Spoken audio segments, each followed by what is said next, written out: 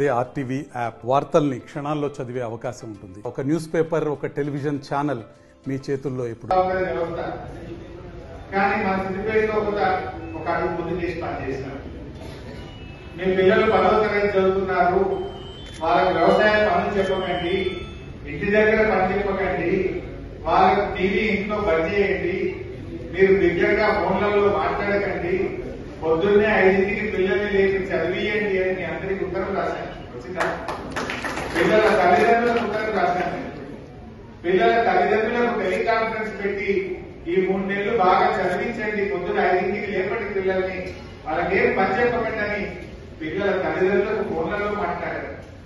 పిల్లలకు మంచి ర్యాంకులు రావాలి, మంచి మార్కులు రావాలంటే సులువైన పద్ధతిలో చదువుకోవడానికి, మొబైల్స్ ద్వారా చదువుకోవడానికి డిజిటల్ కంటెంట్ పుస్తకాలు దాదాపు 6-7 లక్షల రూపాయలు నా సొంత వయసు పెట్టి కొని అందరి పిల్లలకు డిజిటల్ కంటెంట్ బుక్లు నా సొంత డబ్బులతో పంపారు.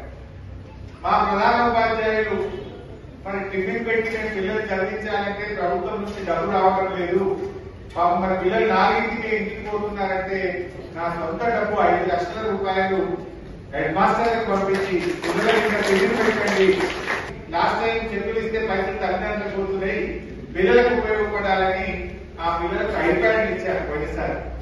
మళ్ళీ చెప్పిన ఈసారి ఎంతమంది తెచ్చుకుంటారో తెచ్చుకోండి, ఐప్యాడ్ నా సొంత డబ్బులతో ఇస్తా అని చెప్పిన ఈరోజు మళ్ళీ 76 మంది పిల్లలకు 10,000 రూపాయల విలువ కలిగిన ఐప్యాడ్లు నగదు కానుకగా మీ అందరికీ ఈరోజు అందిస్తా ఉన్నాం.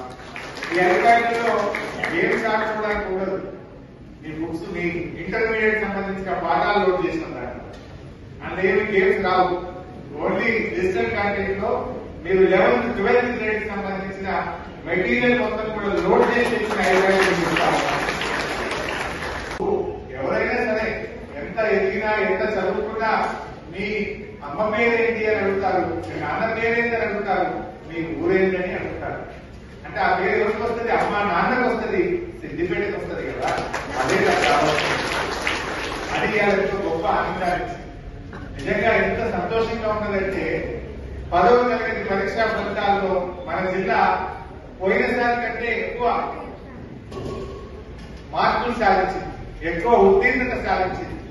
పోయినసారి మన జిల్లా 98.65% పోయిన సంవత్సరం ఫలితం సాధిస్తే ఈసారి అంతకంటే ఎక్కువ 98.68%, 0.03% పోయినసారి కంటే ఇంకా ఎక్కువ ఫలితాలు వచ్చాయి.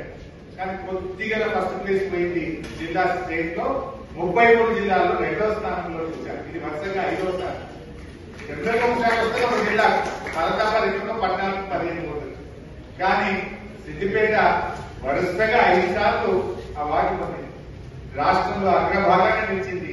అంటే సిద్దిపేట ఉంటే ఆశ్చర్యం లేదు, సిద్దిపేట అగ్రభాగాన్ని లేకపోతే ఆశ్చర్యం లేదు. గొప్పగా మన సిద్దిపేట పేరు నిలిపారు, చాలా సంతోషం.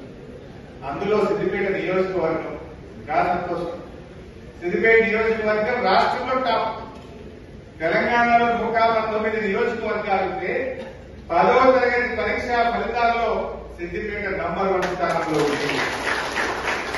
10/10 ఉత్తీర్ణత సాధించి 76 మంది పిల్లలతో రాష్ట్రంలో సిద్దిపేట నియోజకవర్గం ప్రథమ స్థానంలో నిలిచింది.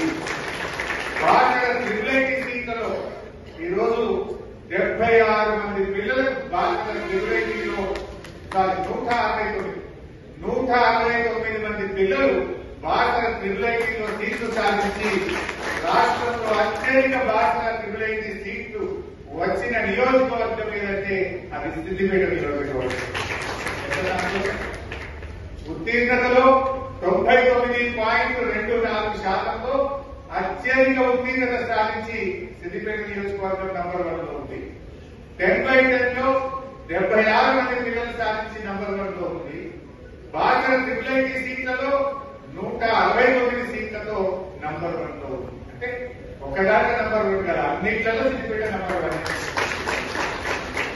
చివరికి ఎంత గొప్ప అంటే మొత్తం నిజామాబాద్ జిల్లా అంతా కలిపి స్టేట్ సెకండ్ నిజామాబాద్ జిల్లా. నిజామాబాద్ జిల్లాకు బాసర ట్రిబ్యులైటీలో వచ్చిన సీట్ ఏంటంటే 157.